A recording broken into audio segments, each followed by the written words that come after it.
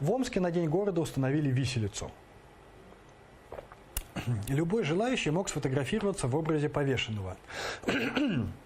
Наименее суеверные мечи, не боясь, лезли в петлю и делали фото на память.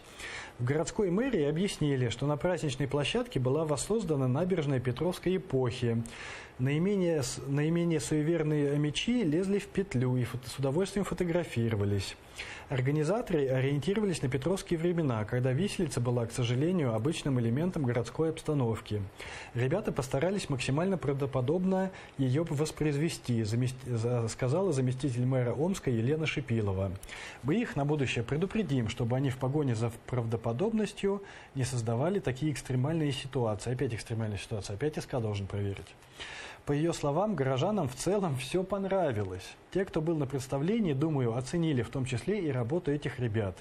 Мне кажется, они даже были расстроены, что праздник закончился. Дорогие амичи, вы не волнуйтесь, у вас праздник только начинается. Это виселица, это не атрибут не только петровских времен, но это атрибуты вашего, я думаю, уже не такого уже отдаленного будущего. Потому что когда все начнет в итоге в конце концов сыпаться, и дойдет до Венесуэлы, когда буханка хлеба будет стоить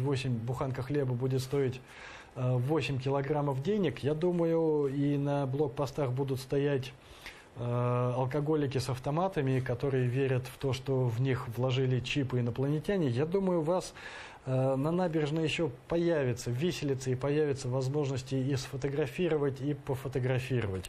Так что, в общем, тренируйтесь. Я считаю это правильно.